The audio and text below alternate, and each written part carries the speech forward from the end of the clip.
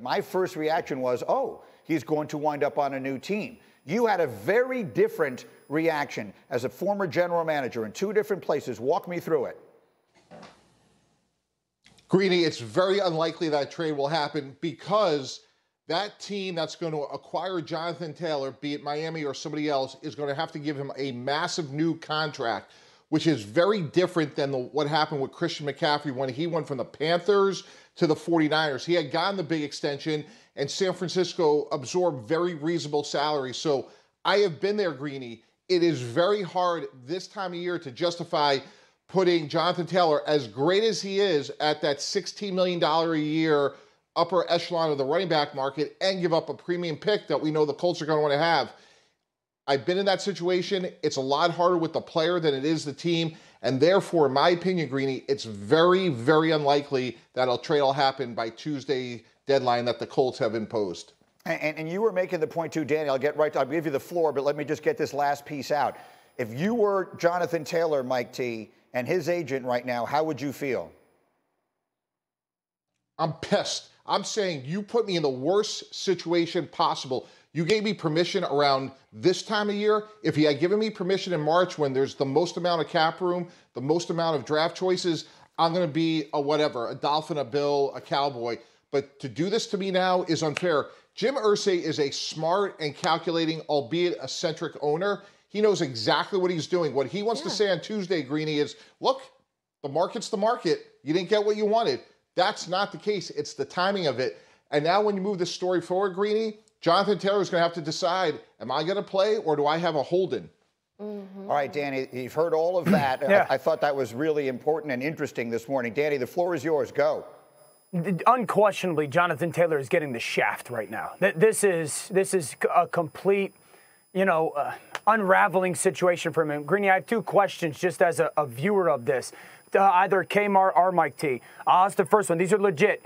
Does he have to be removed from PUP by Indy to get traded? Or can a team in Indy work out a trade and then the trading team take him off PUP? How does that work? Mike, do you know?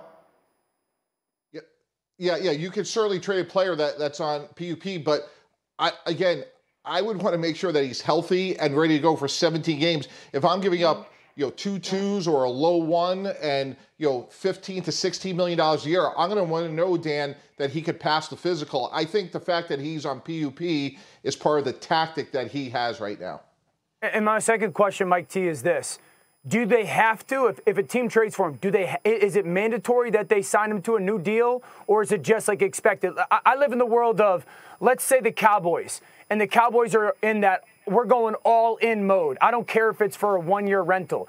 Do they have to plan to give him a contract, or can it just be we're giving up a second-round pick for him for this year because we are going all in? Dan, that's a great point. Context is everything here. If I'm walking into Jerry Jones's office or Stephen Ross's office or whomever the owner is, I'm saying, hey, for a third or fourth round pick, we'll do this on a one-year deal knowing that he's going to graduate and maybe we'll get a compensatory pick. But if I'm giving up a meaningful pick, a first, a second rounder, a package of picks, I better be able to look at the head coach and owner and say, hey, we just gave up $15 million a year and multiple picks, but guess what? We have a bright young superstar for years to come. So I don't see any team, Dan, giving up a lot of picks unless they have the extension, and that's why I don't think this gets done. Kmart, what does this mean, and why is it such sneaky big news for a Jets team that has other needs? Well, they get $10 million. They get his salary back for him not being on the team. So this is on the heels of Aaron Rodgers feeling so generous and giving back $35 million, basically in reserves. Hey, we want to make sure that we have money in the bank to go after guys. Obviously, Greeny, we have talked about the state of the Jets' offensive line. Obviously, Dwayne Brown coming back off PUP, very good for them, but is it enough? Will they figure out this offensive line configuration in time for them to gel for Aaron Rodgers to get the protection that he needs? I know that's a big a deal for you. So it's a very big deal. It's a huge deal. Their season really hinges on being able to protect Rodgers. Absolutely. And so, Mike T., again, take me through this here, because the Jets have salary cap space, and now they have a whole bunch more salary cap space, and we know what their need is. How does that work at this point? Is it Is it as simple as just calling up teams and saying, hey, are you willing to trade this player or that player? Yeah, and the problem for the Jets is that's exactly right, but there's nobody on the other end of the call that has surplus. There is a crisis in the NFL right now. When you look around, there's not enough good offensive linemen. So you could have another $10 million from Corey Davis. It doesn't matter. You're really in the world of Jason Peterses of the world, the vets that are on the streets, which is exactly where Dwayne Brown was a year ago. And if I'm the Jets, I'm scared to death of the depth they have. Hopefully Dwayne Brown plays in 17 games. Hopefully Mekhi Becton does. If that happens, they're going to be okay. But what we saw this year in training camp so far, Billy Turner, Max Mitchell, it hasn't been good enough. And if I'm Aaron Rodgers, I am concerned that those guys could hold up for 17 games. And even though I have this cap room, I don't have the opportunity to improve my offensive line. Danny, how concerned are you? I'm still not concerned. I still think, in relation to Corey Davis, I'd say this. There's a lot of talent on this. Mike T, everyone continues to bring up this offensive line. If the 5 guys that should be their 5 starters are playing on the field, they're going to be good. That's going to be a good offensive line.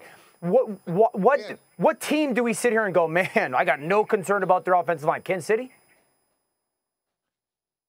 Dan, Mekhi Becton's playing 1 game in 2 years. How can you reasonably sit there running the Jets and say, hey, despite playing 1 game in 2 years, now we're going to wave this magic wand and put him at right tackle, and now we're going to be good for 17 games. So I'm with you. On paper, it looks okay, but functionally, I would be losing a heck of a lot more hair if I was at the Jets right now thinking, like, I am 1 moment away from not having a right tackle to protect my legendary quarterback.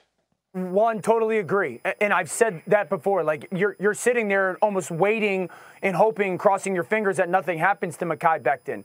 But right now, it's trending in the right direction for him. And so that's what we have to go off of. I understand having a fallback plan, but if you're the Jets, here's the reality for people in our job.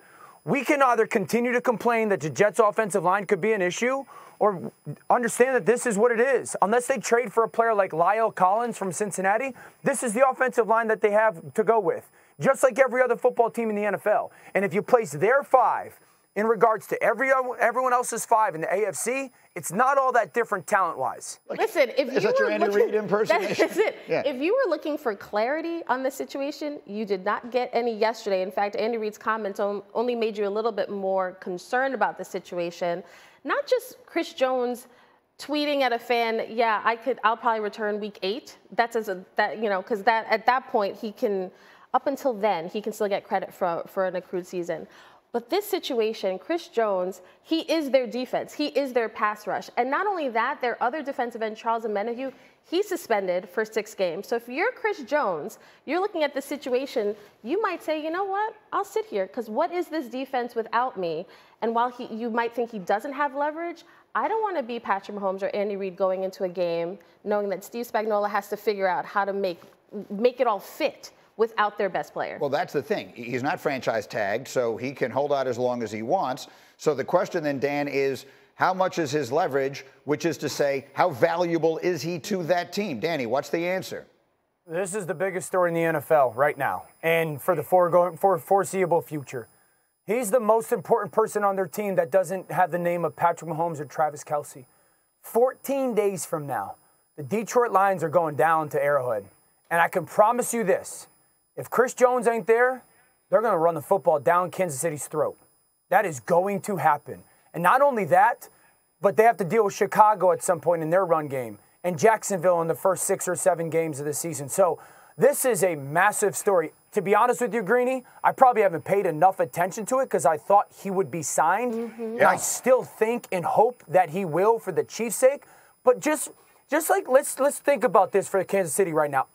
I love Patrick and Andy Reid. I don't need to tell people how great they are. I'm not disrespecting them, okay? If Chris Jones holds out till week 8, they're going to be fighting for a playoff spot. Because while I'm trying to not disrespect Kansas City, it's disrespectful to everyone else in the AFC, who we have said is absolutely loaded, to think that the by far best player on their defense, if he's not there, it won't have a tremendous amount of impact. So this is a huge deal, and I certainly have to pay more attention to it. Look, not, whether they get in the playoffs or not, they've hosted the AFC Championship game all those years in a row. That's my concern. I don't know if they're going to be fighting for a playoff spot. I think it's a matter of, are they the favorite in these matchups? Are the teams coming to Arrowhead? Are they always going to have to be that team that's on the road? That's my concern, because it makes it so much easier when you're playing at home. Yeah, Mahomes has hosted the AFC Championship game each of those years. Mike T, you've been down this road. You've done this dance as a general manager. How does this thing go?